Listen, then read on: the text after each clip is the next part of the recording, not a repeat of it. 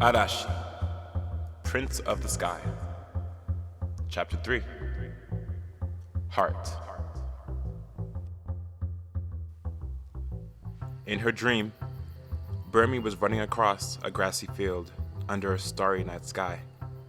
The moon was as full as the sun, illuminating the night. She felt the cool soil underneath her feet and felt the wind caress her skin as she danced. She slowed her run as she reached a beautiful tree sitting at the edge of a cliff, overlooking the ocean. The water reflected the sky perfectly, creating a mirror image that never ended. There was a light show of glittering stars and comets flying across the sky that seemed to be alive. She noticed a little cloud appear from the distance, moving swiftly on its own. It danced across the sky as it came closer to her. She realized someone was riding the cloud. It was a little boy. His skin was black as the night. The cloud stopped right in front of her, and he peered at her with one big blue eye and the other green hazel that sparkled and gleamed. His skin shimmered under the moonlight. His hair was silver, and he had these adorable bushy eyebrows that looked oddly familiar to her. He looked just like Ishara, except he was a boy. She was entranced by his eyes. Storm clouds rolled in, and lightning ripped across the ocean. They were moving towards them at an alarming speed, millions of lightning bolts all happening at once. The boy stayed perfectly calm on his cloud. Burmy realized that her feet were no longer touching the ground. She was floating and was almost higher than the tree. Over the horizon, a gigantic meteor sailed down toward the ocean. It was big and beautiful, but dreadfully scary. She could feel her heartbeat picking up its pace as the meteor got closer and closer. Then, impact. There was a stillness in the air. She could see the blast coming her way. She turned back towards the boy, who showed just a little hint of annoyance, but otherwise was unaffected. He winked at her and rocketed towards the blast on his cloud. She watched him go with what felt like sharp knives to her heart as she heard herself whisper his name, Arashi. Then, boom. The sound of thunder so loud, she thought she would be ripped apart. Then she woke. Whoa, Buddha, whoa! Ooh, that was close. Bishop was trying to regain control of the truck. Burmy was in a complete panic. Her heart was beating out of her chest as they swerved across the road. What the heck is going on? Burmy was grabbing Ishara with one hand and clutching the door handle with the other, looking completely bewildered. Ari was swimming hectically in his bowl on Ishara's lap in between Burmy and Bishop. Nothing to worry about, Cher. We definitely didn't just almost get burnt to toast by a giant ball of fire from the sky. What you call it, little one? The Runny Nation? The Ruination. Basically karma raining down on us. Burmy whipped her head around to see a giant plume of smoke and fire on the road behind them. Her eyes slowly observed what she thought was a dream. The sky was filled with meteors hurtling towards the earth, and the air smelled of burning trees. It was doomsday, a beautiful nightmare. How long was I out for? Minutes. Not long. Minutes, really. I think we just still getting started. Ain't that right, little Cher? Bishop's eyes were still flickering between the sky and the road ahead. Burmy pinched her lips and looked at Ishara, who was rolling her eyes and mouthed the words no. She felt relief from his lightheartedness. Funny, Bishop. Your clock must be broken because it looks like it's been 2 hours, not 2 minutes. Oh, that clock right there? Oh, it's busted. Gotta get that thing fixed. Your nose is growing, Bishop. Nah, it's big enough. I don't think it can grow anymore. Was that right? Focus on the road, man. Burmy said, looking out the window so as not to show her blush. Ishara just let out an exasperated sigh, and Bishop chuckled. They drove in silence. The sun was slowly peeking over the horizon. They drove along an empty highway north. Nothing but roads, mountains, and meteors falling from the sky. What a scene. Burmy thought she was still dreaming. She reflected on her journey starting from when Ishara came into her life to present day.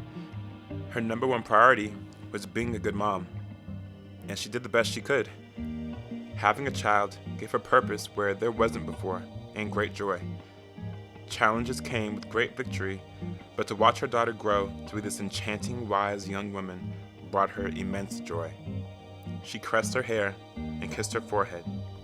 No matter the howls of the raging wind, the heart beats louder still. Who said that? Listen to the voices, Mommy. They whisper our truths. Burmy nodded her head and looked back out the window, then asked, Bishop? Yes, ma'am. Who are you? Well, Cher, that's a pretty broad question. But I guess I'm just a servant to the world, going where the wind blows, listening to my heart. I'm a guardian and a protector of the innocent. I don't know. My daddy taught me well, I guess, even though he's well, anyway.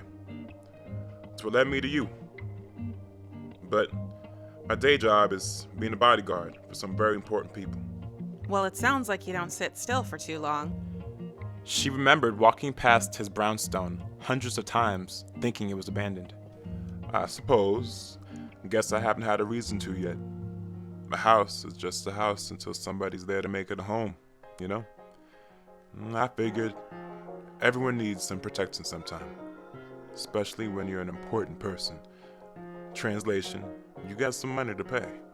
I guess, but what qualifies importance? Money?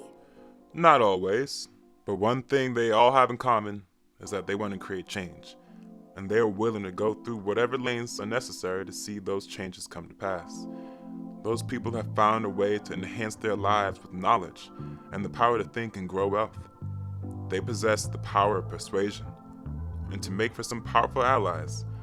Doesn't hurt that they actually are really good people either. And so I learn. My favorite thing to do is learn. Learn something new. To learn something I didn't know, you know? Change is most times met with the resistance of a mountain. But to beat a mountain, you gotta be a climber.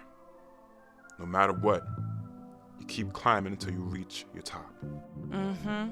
And how far have you climbed? Oh, I'm still climbing, Cher. When I peak, you'll be the first to know. He said, flashing that brilliant smile. Deal. And who are you, Miss Burmy? Who, little me? Well, I'm a mom first. I'd do anything for this kid here. But I want to help people. Working at the DMV, I thought I could spread a little joy to such a joyless place. But it's been like dropping buckets of water into a bottomless well.